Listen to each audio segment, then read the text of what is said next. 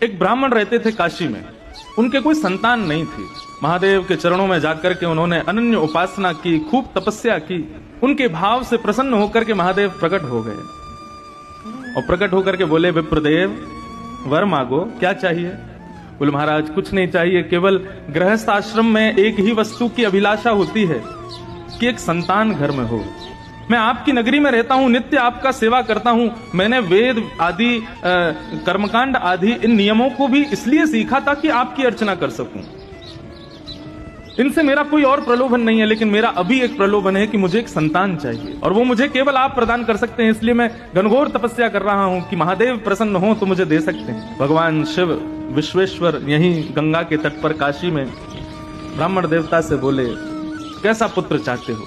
महादेव ने ब्राह्मण से कहा, कैसा बालक चाहिए तुमको? कुपुत्र चाहिए कि सुपुत्र चाहिए? ब्राह्मण ने कहा, दोनों की डेफिनेशन बताओ, कुपुत्र किसे कहते हैं, सुपुत्र किसे कहते हैं?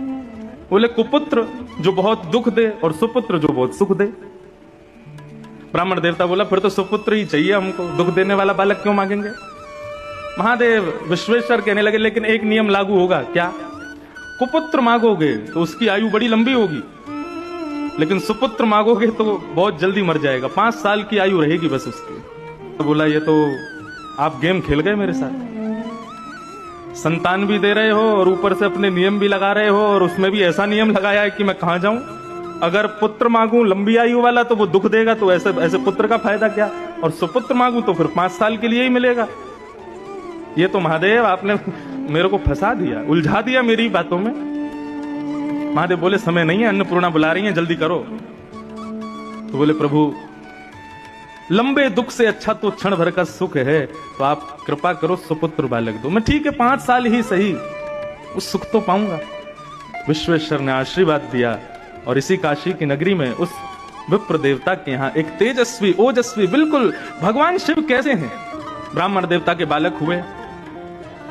अब ज्यों-ज्यों बालक बड़ा होता जावे, ब्राह्मण की चिंता बढ़ती जावे।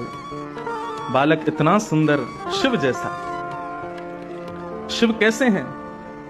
बोले, जैसे चांदी का कोई पहाड़ हो, ऐसे चमकते हैं महादेव। यदि कभी प्रकट हो जाएं तो ऐसे दिखेंगे, बिल्कुल शिव जैसा वो बालक। उसकी क्रियाएं, उसकी मुस्कान, उसकी अलकावली, उसका मुखमंडल, सबको देख करके सुख लगता है। पिता नित्य चिंता करते हैं कि ऐसे बालक का क्या फायदा, 5 साल बाद तो चले जाना है। नित्य उसको गंगा स्नान कराते, नित्य विश्वनाथ का दर्शन कराते, नित्य काशी के संतों को प्रणाम करवाते, काशी के विद्वानों के सन्मुख ले जाकर के बैठ। उस बालक की ऐसी स्थिति हो गई, वो सबको प्रणाम करता था। एक बार जब उसकी आयु 4 वर्ष की हो गई, 1 साल की आयु रह गई, तो उस बालक को लेकर के उसके बोले, महाराज महादेव ने मुझे ये दिया है, लेकिन इसकी आयु केवल 5 साल की है और ये 4 साल का हो गया, मैं इसके बिना रह नहीं पाऊंगा। आप कैसे भी इसको जीवित रखो, इसकी आयु बढ़ाओ, आप संतों में ताकत है, आप चाहो तो महादेव को कह सकते हो मेरा भाव। बोले, यदि तुम चाहते हो ये बालक जीवित रहे तो इस पर संतों की इतनी कृपा हो जाए, इतनी कृपा हो जाए कि उस कृपा को महादेव चाहते हुए भी कभी नष्ट ना कर पाए। एक दिन आया और उस गली में महादेव के प्रथम 7 शिष्य सप्तऋषि। ये सप्तऋषि कौन हैं? भगवान शिव के पहले 7 शिष्य हैं, सप्तऋषि पधारे।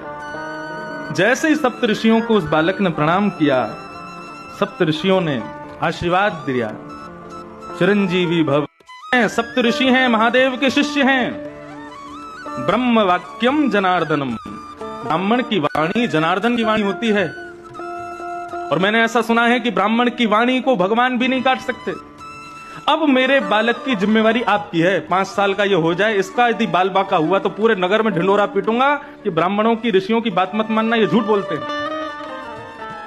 सप्तऋषि बोले, इस गली में लेके कौन आया था हमको?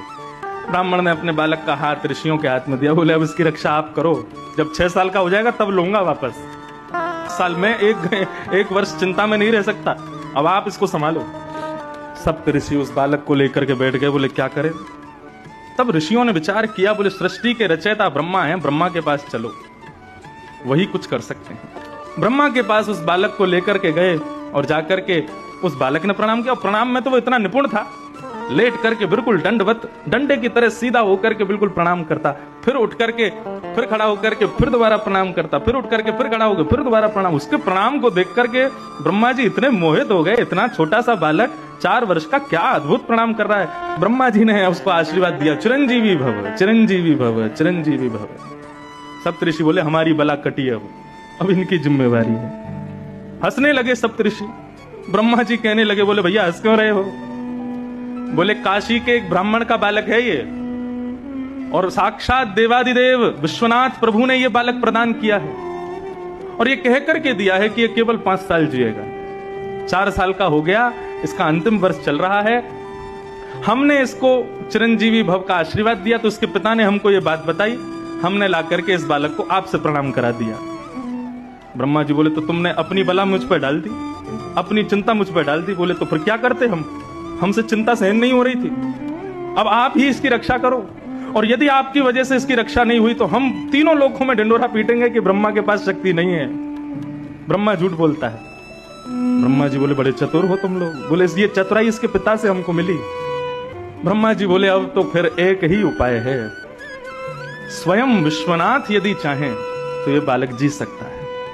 और उस बालक को मैं लेकर के ब्रह्मा सीधे पहुंचे महादेव के पास। उस बालक ने जो दंडवत प्रणाम किया शिव को, बाकी सब तो बैठे बैठे उसका प्रणाम देखते थे, लेकिन महादेव तो उठ करके गए और बालक को हृदय से लगा लिया। बोले बालक चिरंजीवी भव, चिरंजीवी भव। जब महादेव ने आशीर्वाद दिया, ब्रह्मा के नेत्र सजल हो गए। परंतु ये कैसे संभव होगा? ये बालक आपने ही प्रदान किया है एक ब्राह्मण को, और इसकी आयु केवल 5 वर्ष की आपने बताई थी। महादेव को याद आया, बोले अरे ये तो वो प्रकांड विद्वान एक ब्राह्मण, उनका बालक है क्या? बोले हाँ, ये आपने ही तो दिया है, अब आप इसको चिरंजीवी कैसे बनाएंगे?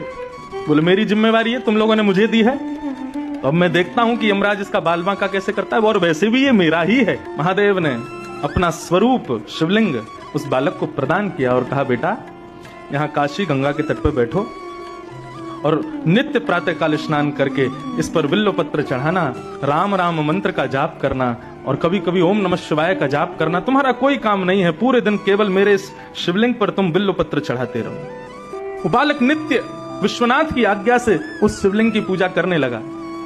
5 वर्ष जैसे ही पूर्ण हुए, 5 साल का वो बालक जैसे ही हुआ, यमराज प्रकट हो गए। अपनी तलवार से उस बालक के सर में प्रहार करने वाले थे, इतने में ही महादेव का त्रिशूल सामने आ गया, और आकर के महादेव ने कहा क्या कर रहे हो?